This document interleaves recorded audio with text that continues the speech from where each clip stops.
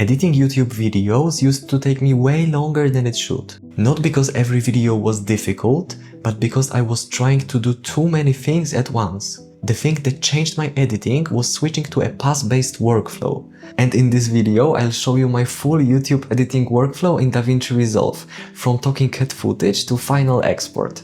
The basic idea is simple. One pass, one job. For talking head videos, I usually record audio with an external microphone, so before I start cutting anything, I want the clean audio connected to the video. It's important to do it now, because after cutting it will be much more difficult. In DaVinci Resolve, I align the external microphone audio using auto-align clips. Then I check if everything is synced correctly and I can start editing with the sound I'm actually going to use. At the end, I just make sure that I link the audio and video clips to prevent accidental audio desynchronization in the cutting process. The next thing I do very early is applying basic color grade to my talking head footage. So I have a saved power grade in DaVinci Resolve that gets me very close immediately. I don't need to rebuild the same look from zero every time.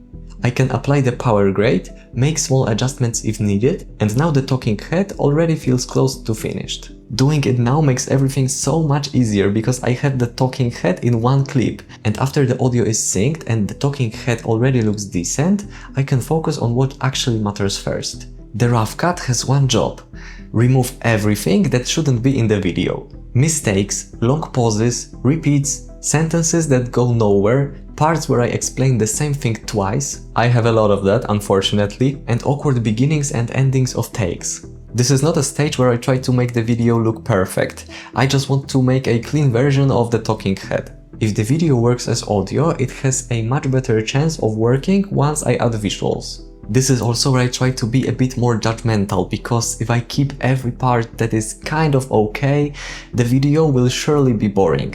At this stage, I don't care how my timeline looks like, I just go through the footage, cut what is not needed and go forward.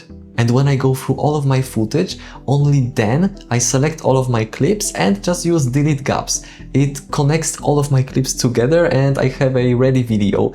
After the rough cut, I do a structure or story pass, and this is different from simply cutting the mistakes. Now I watch the video and ask, does the order make sense? Is the hook strong enough? Does the video start too slowly? Is there a section that should come earlier? Is there a point where the viewer might get bored? Sometimes the information is good, but the order is wrong.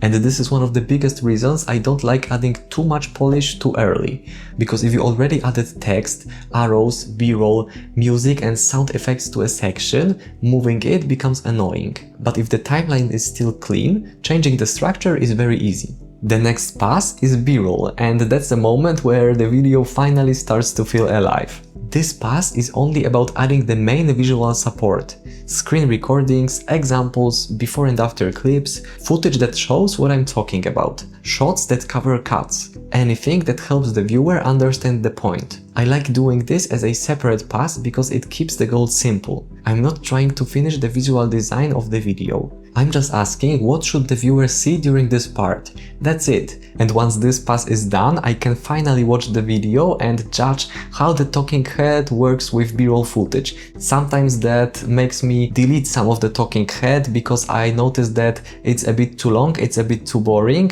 and sometimes I delete some of the b-rolls because I think that this talking head should be longer here. After the edit is mostly working, but before adding text and special effects, I do a final color grade. For talking head, I already have my base power grade from the beginning, so I don't have to change it at all. But for b-roll, screen recordings, examples, outdoor footage or camera tests, this is where I make sure everything fits together. I don't want the talking head to look polished and then every b-roll clip feel flat or not saturated. So I check exposure, contrast, white balance, saturation and overall mood. Also, I can match shots inside the real edit, not in isolation. This saves time and gives a better result. And now, after color grading, it's time to add text, arrows, transitions and special effects. And before, I did it while adding b-rolls, but it really slowed me down, so now I do it in a separate stage.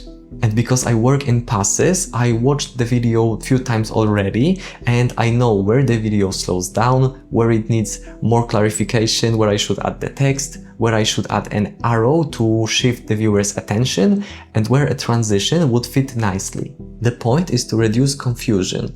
A good text overlay should make the video easier to follow, not just more busy. And doing this as a separate pass helps me stay focused. After the graphics are in place, I do another pacing pass, because the graphics can completely change how your video feels. I remove dead space, I fix awkward transitions, I adjust cuts that feel too fast or too slow. I check if the text appears long enough to read it, but not too long to dominate the scene. And I remove anything that slows the video down without adding value. Once the visual part of your video is complete, it's finally time for an audio pass, and it's usually here where I do a final watch through the whole video.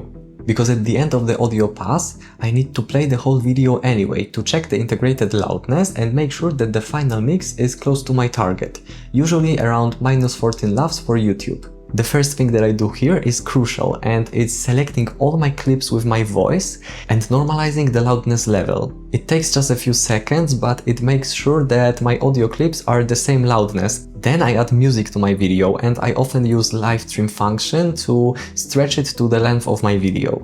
I also lower the volume of the music and make sure that it doesn't overwhelm the voice, because it's the worst thing that you can do. Then I apply voice isolation, EQ and compressor to my voice, and sometimes noise reduction. Here I just make sure that my voice sounds well. After leveling my audio, music and sound effects, I use a limiter to make sure that I don't exceed -1 true peak. The audio pass already forces me to watch the full video carefully, and this is usually where I catch the last problems. After that, I render the video, and I try to keep the export as repeatable as possible. For my workflow, I created a few custom presets, and for most of my videos, I use the one that gives me the best results for YouTube. The important point is that export should be part of the system, not a random last-minute decision when you're tired and just want the video to be done. The main point is not that every creator needs to use the same exact steps, it's just to stop editing randomly. Instead of fighting the entire project at once, you're only finishing one small stage at a time, and it completely changed how I film YouTube videos. If you want to see how I export my videos after this workflow, watch this video next. I go through the best settings for DaVinci Resolve and a handbrake workflow for the best quality. Thanks for watching, and remember, let your films be shot by reality.